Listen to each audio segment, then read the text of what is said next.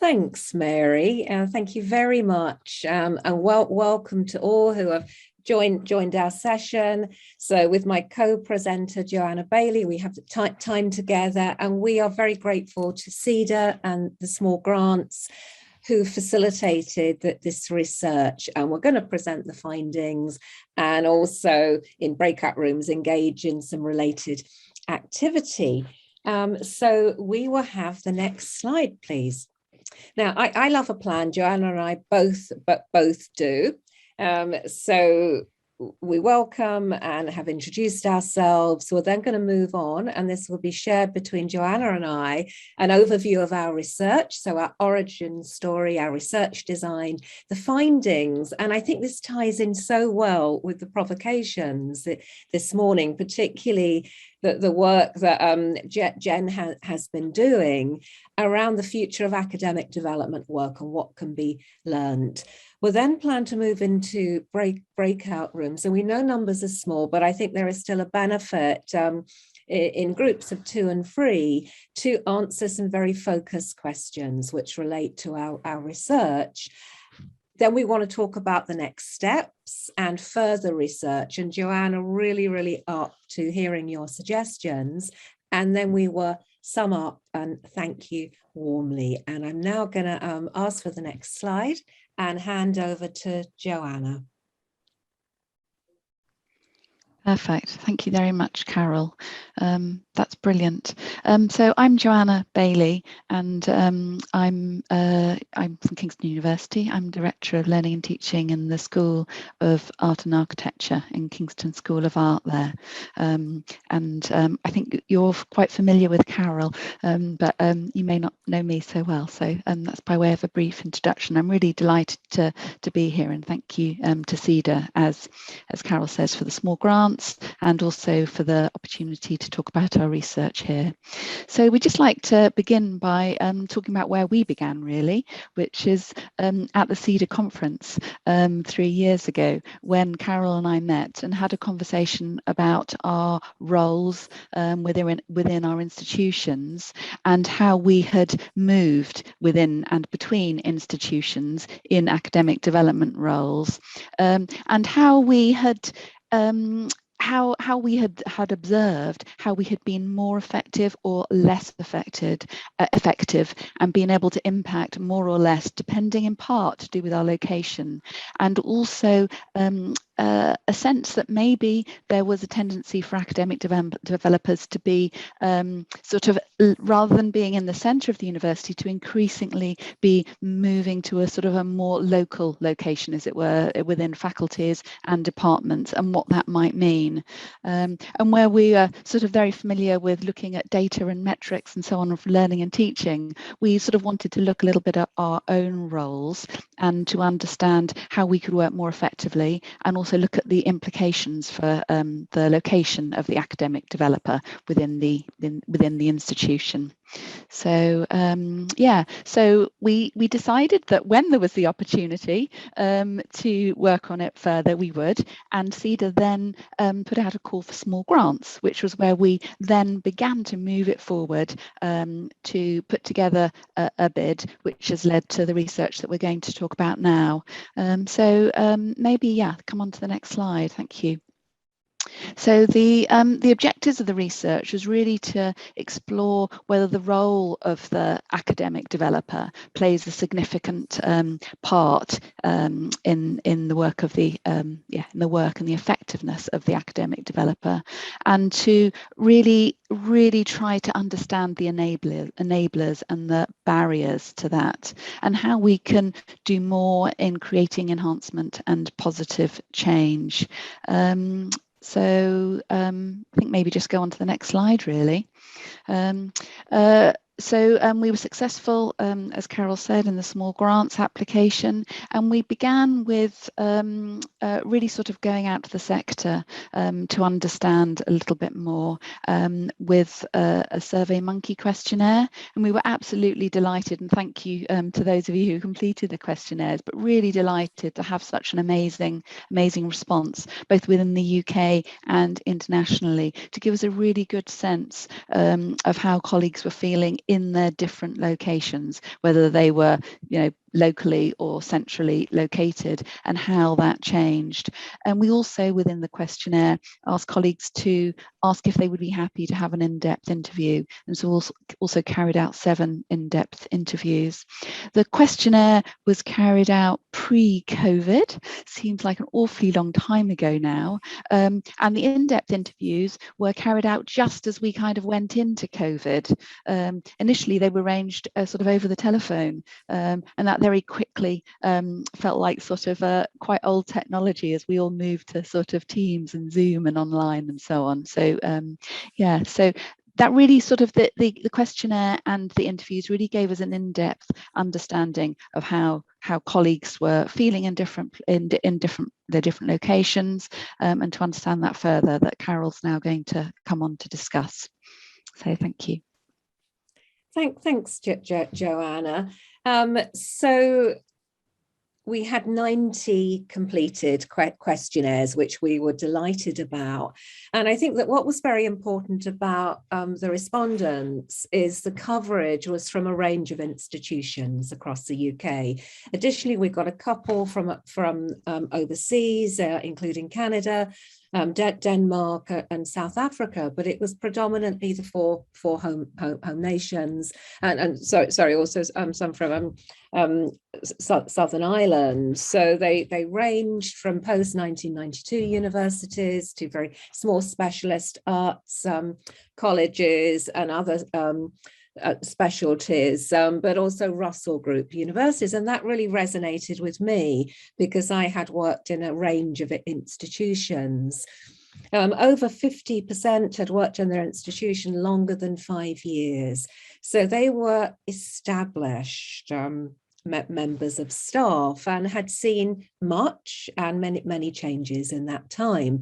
What was particularly significant is we asked them to list their job titles, and although essentially their roles covered common ground, the job titles were different and varied. There was variation in that some were more student facing than others were more staff facing, some were very specific, so they led the PG Cert HE and the HA fellowship scheme, but there was also a generic aspect to it.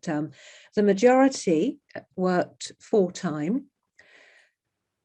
Almost 2/3 were located centrally, so in centralized units. And if you recall, we weren't trying to say that it was better to be in the center than it was to be in a faculty or school, but we were interested in the difference of experience, or actually the similarity of experience. So with almost 2/3 in centralized academic development units, the remainder were in schools, faculties, or in similar professional services roles. 70% of the respondents, so of the 90 respondents, were involved in the leadership and delivery of strategic enhancement themes or projects. And this came up a lot in the information that they gave, how they felt about that, and whether it was perceived to be a barrier or an opportunity. The key relationships listed tended to be with academics, others in academic development roles, and senior leaders. And we'll have the next slide, please. And at this point, I would say that for the purpose of this workshop, we could go into more detail. We are going to, I think we need to, yes, so I think we're, Carole, there we go. You're leaving me dizzy, but thank you. So just to let you know that we're kind of galloping through, and there is a lot here, as you can imagine, from 90 quite detailed questionnaire responses and 7 one-to-one interviews. So we're kind of extrapolating the headlines and the main themes, but we will write this up, and we're excited about that, and also really want to engage it in further research because it is so interesting. And if we can just go back. I think we need, yes, this is, yes, I'm sorry, yeah. That's right, we're great. So the barriers that the respondents of the questionnaires identified, and we picked up this morning in our provocations for the keynote, was how the neoliberal culture, so audits, metrics, compliance, bureaucracy, lack of joined up thinking across institutions, particularly typical of bigger institutions and a coherent vision, halted the work of academic developers. And this was a frustration and a disappointment. The lack of school faculty and staff support for initiatives from academic developers, particularly those working in centralized units, and the lack of credibility and perception of role by others was a very powerful theme. Now, I would remind you that these questionnaires were completed pre-COVID. The lack of resources that academic developers had was cited, whether in terms of people or money. The pressures and workload of academic staff, which mitigated against the initiatives which academic developers sought to introduce. So it wasn't always a lack of will, but it was the reality of academic work and teaching workloads, which meant they were not always able to engage, and that emerged as a barrier. Senior leaders, now this is quite a big theme in reporting lines, not understanding that teaching and learning was a subject discipline in its own right. So no notion of scholarly activism there. And that was quite a kind of isolating thing for some of the academic developers. And the centre versus one university. So centralised units and those who worked within them was seen to be enacting the the management goals and directives are very much issues around autonomy and agency and being seen as agents of senior leadership. Now, of course, we are going on what we received in terms of data. So we're not saying it is typical, but I think it's quite compelling in its way. And how people would talk about the centre rather than talk about the sense of a community of practice across the whole university. And we'll just kind of move on to the next slide. However, for every down, there is an up. And there were things that people were proud of, they championed, which made their working life worth living. So very strong statement. We are pedagogic specialists, supportive senior leadership. So the counter narrative to before, the opportunity to engage in collaborative projects across disciplines and roles. What a blessing that was, and not just for academic developers, but academics who are able to work outside of their discipline and professional background.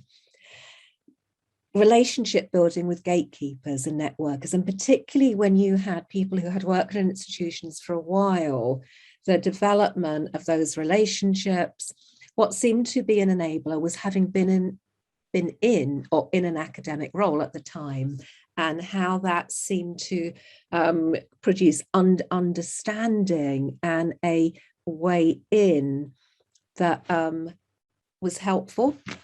Clear communications, so clear communications coming down, but also going up, having some independence and autonomy.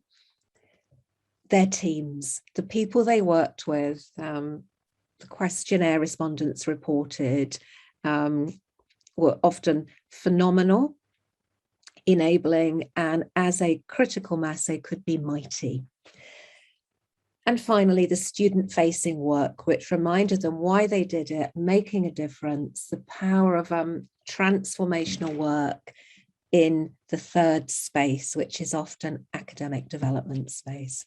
And just moving on. With the 7 interviewees, we tried to cover a range of roles, so those who worked in the centre and those who worked in faculty, schools, again, without privileging either, or saying that one location was preferable to another, and also a range of universities. Now, that enabled us to kind of delve deeper. And the themes which emerged from those 7 interviews, which were shared and constant, were around the value of cross-cutting partnership teams, creating a legacy and community of practice, and that seemed to operate regardless of where you were located. However, the importance of status, scholarship, and a teaching background also reared its head. And that enabling, how would I feel if I were faced with these change? You know, when you're working with academics and professional services groups, needs-led, what do you want to work on was seen as, you know, a good direction to take when working with academics, but also soberingly, the pros and cons of role location in turn varied amongst institutions. So you couldn't make a general statement at all. Politics and culture characterizing schools and faculties, also broadness and unrealistic timelines for change management, stymied academic development work, and killed hope.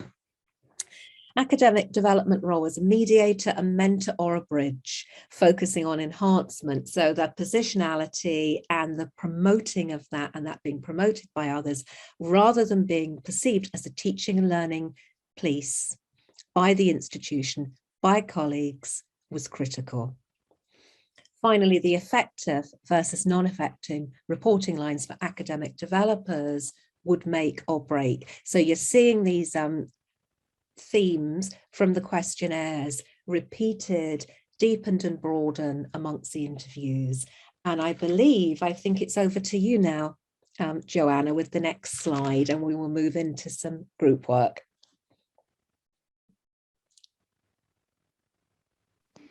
Thank you very much, Carole. Yeah, it was a great overview, I think, and it was so rich, wasn't it? So rich in terms of the data that we've got back, which is really fantastic. We wanted to use this opportunity really to give you an opportunity to really delve into these issues a bit more as well. And we thought, we know it's a really small group, but if you're happy to have focus groups, that's wearing my learning and teaching hat there, breakout groups, then to do that. Thanks so much. So, you know, we've talked about the next steps. For Joanna and I, it is to write this up, because there is so much more to say, and the quotes are both heartbreaking but uplifting, you know, from the experiences of our colleagues pre-COVID and during, and we really want to present those future research. So picking up on Fiona about Fiona's work about intangibles and how you capture that, doing a big piece of work around with Hedge around measuring impact, but also the notion of credibility as well, and we're open, you know, to all your ideas, but also that academic development work is not one thing, it is many things. And yes, Peter and I are in perfect, I think you're in good sync, because yes, and we'll yes, we've got that in the chat. So the case studies of responses to the online pivot phenomenal, that will kind of give us kind of further heft and evidence. And if we just go on to the final slide, which I believe is some references. Yes, so the work by Ronnie Bamber, which SEDA put out at the end of last year, Our Days Are Numbered, that is pure gold. Colleagues from former colleagues from Middlesex, Carole Cosley, Jeff Elliott and Paul Gibbs. Joanna and I were doing insider research, and because we were researching ourselves and were quite invested in the research. So that was a very interesting experience. Paul Trowler's work on academic tribes and territories, which Ronnie Bamb also contributed to. So you have very much the academic development input, and Shulman's signature pedagogies, which came across time and time again in our work about the importance of context and discipline, professional identity, and of course the wonderful Celia Whitchurch third space working, reconstructing identities in higher education. And one of our respondents talked about the notion of straddling locations, so being both quasi-professional services as an academic developer, but also an academic. So thank you all so very, very much for being here. We'll continue with the work, and your input has, you know, I can speak for Joanna and I, just really heightened our sensitivities and our understanding, and you make our work better. So thank you so much to Mary for chairing, to Matt for helping at the kind of back end, and to you. And yeah, thank you. Thank you very Carole. much.